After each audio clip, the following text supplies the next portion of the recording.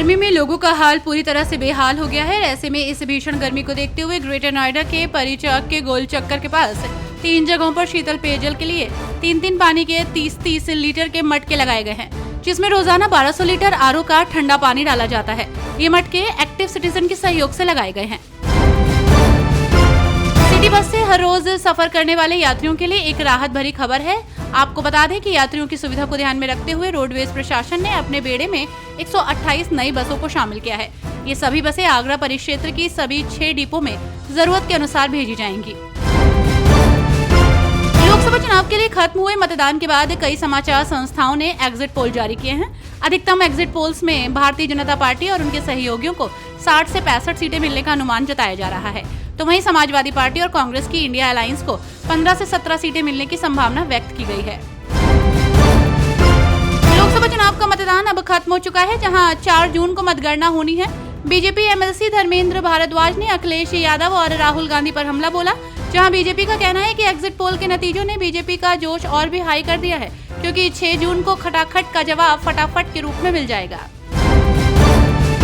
उत्तर प्रदेश के बेसिक शिक्षा विभाग के प्रस्तावित समर कैंप स्थगित कर दिए गए हैं। ये प्रस्तावित समर कैंप 5 जून से 12 जून के बीच होने थे, मगर जब से इस कैंप के होने का ऐलान शिक्षा विभाग द्वारा किया गया है, तब से शिक्षकों से जुड़े संगठन इसका विरोध कर रहे हैं, जिसके चलते इस समर कैंप को स्थगित कर दिया गया। स्थगित करने का कारण अत्यधिक गर्मी और हीट वेव बताया गया है। लोकसभा चुनाव की प्रक्रिया समाप्त होने के बाद अब एग्जिट पोल के नतीजे सामने आ गए हैं। एक रिपोर्ट के अनुसार यूपी में बीजेपी को एक बड़ा झटका लगता दिख रहा है। मिशन 80 का लक्ष्य लेकर चल रही भारतीय जनता पार्टी का प्रदर्शन पिछली बार के मुकाबले कम रह सकता है। यूपी की सभी 80 सीटें जीतने का सपना टूटता हुआ दिखाई दे रहा है। लोकसभा चुनाव का मतदान संपन्न होने के बाद अब 4 जून को वोटों की गिनती होनी बाकी है, मगर वोटों की गिनती से पहले तमाम आंकड़े सामने आने लगे हैं। यूपी की 80 सीटों को लेकर एक रिपोर्ट के मुताबिक यूपी में एनडीए को 62 से 65 सीटें मिलने का अनुमान है, जबकि इंडिया अलायंस को 15 से 17 सीटें मिल सकती हैं। वहीं बसपा 0 पर रह सकती है। अंतिम चरण में यूपी की 13 सीटों पर हुए मतदान के बीच बसपा काफी कमजोर नजर आ रही है। यही वजह है कि दलित वोटों में काफी बिखराव देखने को मिला है। ये बिखराव एनडीए और इंडिया दोनों ही गठबंधनों के पक्ष में रहा है।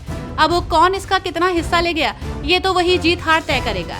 हालांकि सभी सीटों पर मुख्य मुकाबले में एनडीए और इंडिया के प्रत्याशी ही दिखे हैं।